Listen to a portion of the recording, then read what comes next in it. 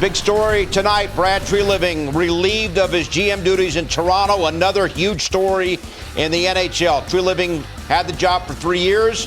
First year, the Leafs lost in the first round. Last year, they won a playoff series. This year, they are just about mathematically eliminated and won't make the postseason. So Treliving is out. We'll see what that means for Craig Berube. He is right now the coach, of course, with the Maple Leafs.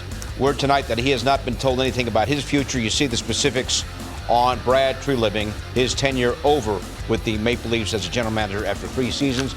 Great to have you with us here from our NHL Network studios. NHL Tonight, Bill Pito, Kenny Danico, and Dave Reed. You were talking about it before we came on. We're talking about Toronto's situation. I don't suspect that you're shocked by this move. I'm not shocked that Leafs relieved Brad Treliving of his responsibilities. I'm shocked that it happened now. We're a couple weeks after the trade deadline. We are a couple weeks to the end of the season, and you relieve your general manager. To me, this should have happened before the Olympic break, and it wouldn't have surprised anybody.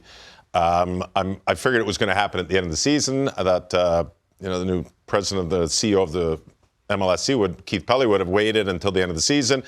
The Leafs aren't going to make the playoffs. I mean, I think we have up there potentially out of the playoffs. No, they're out of the playoffs. They're done.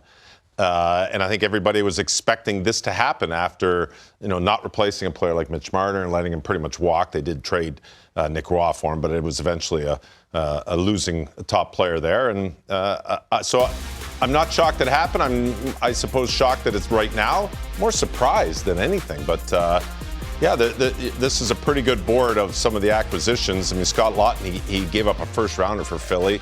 Brandon Carlo, that's going to be a top 10 pick the Bruins are going to get. There's 2 first-rounders right there that he gave up.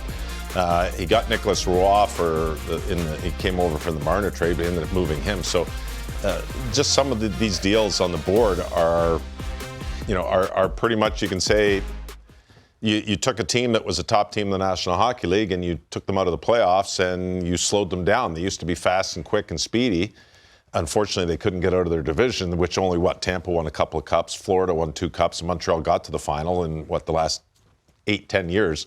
5 of them are out of the Atlantic. So it was a tough position, but I think it was expected at the end of the season. Can you just give them a head start on a new GM? Is that why you did it? Well, I agree with Dave. I mean, I'm surprised at the timing, but obviously I think it was inevitable. I mean, in the hockey craze market of Toronto and the expectations of always succeeding and not making the playoffs this season, not mathematically eliminated, but not making the playoffs for all intents and purposes.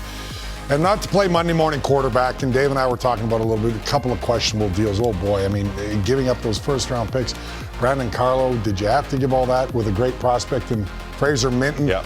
And when you do that, everybody makes mistakes. We know that, every GM, and you hope everything works out to your liking. But when you make some mistakes and then all of a sudden you have the season they've had this year and the Mitch Marner leaving for Vegas, obviously not getting a whole lot, and they were kind of handcuffed there.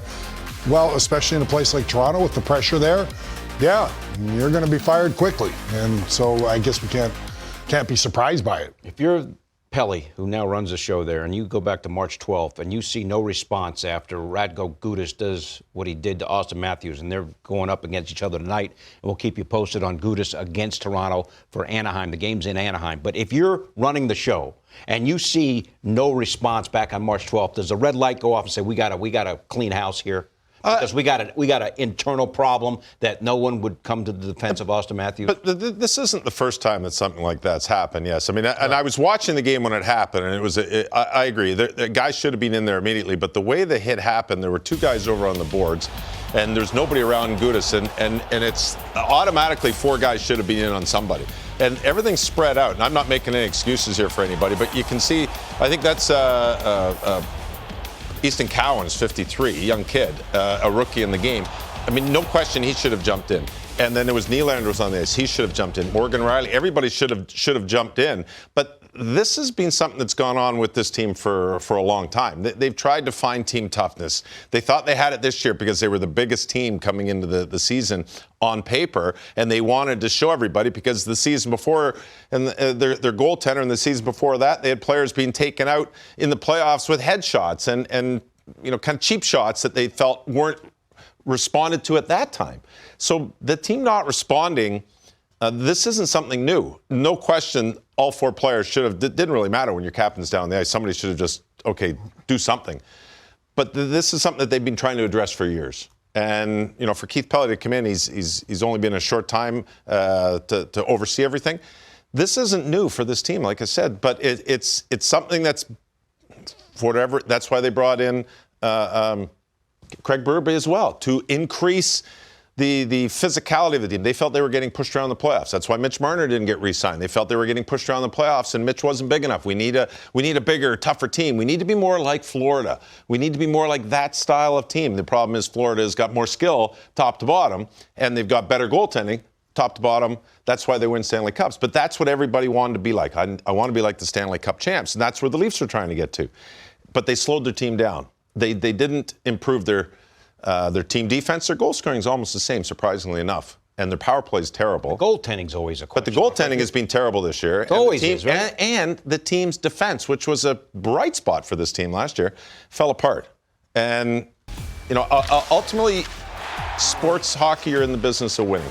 And this is a team that was, I always say, a couple years ago, they were must-see TV. You were like, wow, this is a fun team to watch. Leafs are playing, let's watch them. They were a lot of fun.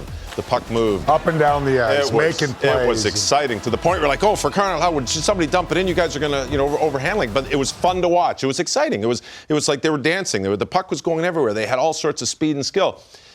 Well, that's not going to win the Stanley Cup. It'll get you to the playoffs, but it's not going to win the playoff round, even though they came close a few times. To find that balance, a lot of teams are going through this right now, Dave. Yes. It's not easy, and we use the word culture a lot of the time. And look, they tried to address it at one point to add toughness when you added Ryan Reeves, one of the toughest guys in the league. And I get you need more than that, but that didn't seem to work. So when I use the term culture, it's not just the Leafs. It's quite a few teams at times don't respond the right way. If I'm the GM or coach at the time, and we know how Craig Berube played the game, and he was a team guy and as tough as nails. Yeah, I'm using it as a learning moment I'm going old school and getting my guys together and never letting this happen again. Yeah. But like I said, it's not just the Leafs. I'm not singling out the Leafs. It happens constantly, but there is a discord there, obviously, when everybody just didn't know how to respond, really, Reed, or from my 100%. perspective. 100%. And they're not the only ones, trust me. The guys on the ice, like I said, Cowan's his first year of the National. And he said he's learning. And then he jumped in next. I watched that. No, he got it. I give young guys respect. I don't care if you can fight or not. Because he's not a fighter. No, he's not a big guy. But he did. But he showed some later in the game. There were 3 fights in the next period or so in that game. No question about it. But this was a team that went the opposite way. They tried to come out and they tried to build that team toughness that they were looking for. They've been looking for years. And it went the opposite way. And instead of being a fun team to watch, they slowed down. They start going in straight lines. Their goaltending fell apart. The team fell apart. They were starting to lose games, starting to lose their star players, because I know the star players don't enjoy playing that way. I played with a lot of superstar players. Deano, you did the same.